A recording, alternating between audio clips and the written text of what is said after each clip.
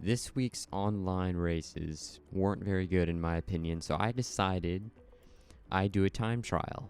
You know, because I need content, of course. I thought it would be a good idea to try Lake Louise. This track looks like it came straight out of Mario Kart, which it did, actually.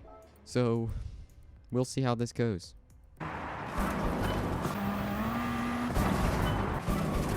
There were a lot of things wrong with that statement. I thought that this time trial would be easy, but I turned out to be very wrong, as it took me nearly an hour and 30 minutes to get the gold lap time.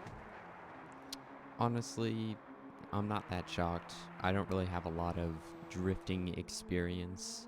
This is my attempt at completing the Lake Louise time trial. So starting with my very first attempt, I had practiced a little bit beforehand, but I lost the footage for that.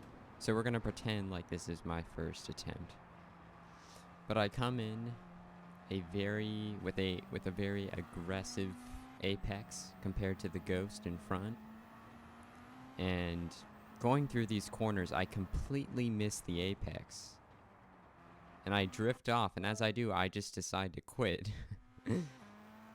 Stereotypical. And now my second attempt, I try the same early apex into this long corner, and I spin out. So that's great. And I crash so much in this video, I could probably make a separate 10-minute long video of all the times I've crashed during this time trial. Or I could even make a montage. You know what? That's what I'm gonna do right now.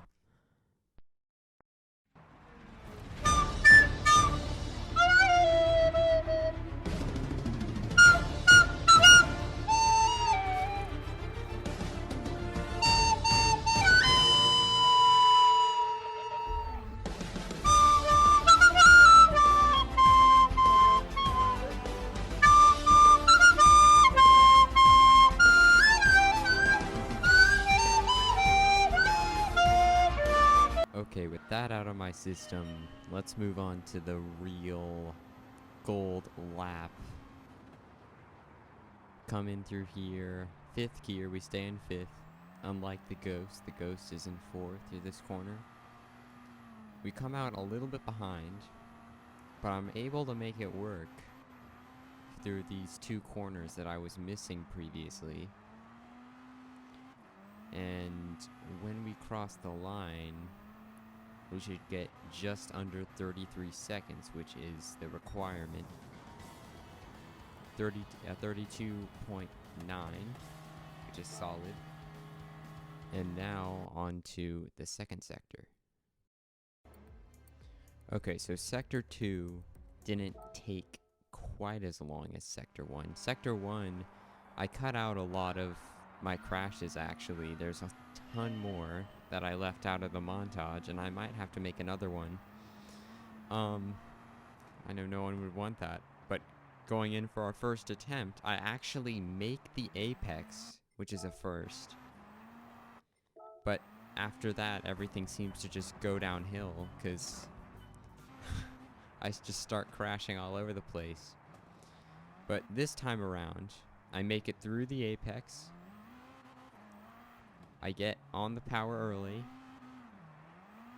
but I get on the power a little bit too early coming out of the following corners. So I then go on another bad streak, but then I finally get back through right here. I was waiting for the edit. But we're coming through. We go through the first apex, the first corner. Then we come out behind the Ghost still. I go deep here, but through here I stay in 3rd. I get on the power early, and I cross the line with the sufficient time for gold. I get a 24.8, which is solid. So if you've done this track before or have done the time trial, you might have noticed that I'm leaving the third sector out, and that's because number one, it's boring, and number two, I accidentally deleted all the footage I have of me taking the sector because I honestly don't care. Yeah. Too bad, so sad. Okay. Moving on to the third sector, which has two back-to-back left-handers. Right here, I don't even get to the two corners because I hit the wall. But I believe on the following attempt, I get past the wall, and yeah, I believe I get it on the second try here, which is honestly pretty good. I do go a little bit deep, but I'm able to get on the power earlier. And then I come to the final corner. Not ideal, but I get the required time for gold. And believe it or not, all of this was the easy part. Now I have to string together an entire lap. So, let's see how many attempts it takes me to get the gold time trial.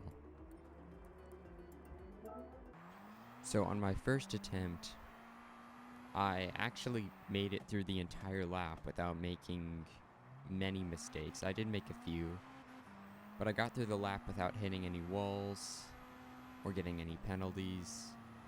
But I came up a little bit short by about 0.5 seconds. But the following attempt, things went very differently, as I almost nail the first corner. I do lose a little bit of time to the ghost, but I make it up in the next few corners, as in this little twisty section that I kept getting wrong earlier in the video, I actually hold it quite well. Following the twisty section, we have this very sharp, I don't know what you'd call it, maybe a hairpin? Very sharp hairpin here. I get through shockingly well, and I do go deep here, but I drop down to second gear, which you usually don't do that, and I'm able to get on the power earlier because of that. I'm able to get up through the gears a lot quicker. And now heading into the long, sweeping right-hander, I do lose a little bit of momentum through here, but I get it back by getting on the power as early as possible.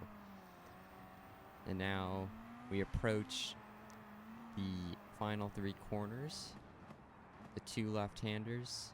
I do go deep once again. I'm able to hold it. And now the final corner. I get on the power a little bit too early. I have to let off, but I get back on, and I just wait to cross the line, and I get a 42.3. That's an entire 0.7 seconds quicker than the required time. So that was my experience doing the Lake Louise time trial. Like I was saying in the beginning of the video, it was way harder than I thought.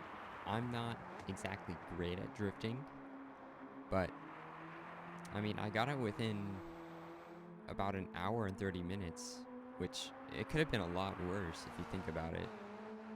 I mean, I'm used to driving GT3 cars, and with GT3 cars you do a lot of trail braking, but with these rally cars, they're extremely powerful in real life. If you watch the World Rally Championship, those cars, their engines are so souped up. Like, it's honestly not even funny. But cars like this have a lot of acceleration and are completely different from road cars in the sense that they have a lot of downforce and a lot of power. But I think it went well. Thank you for watching.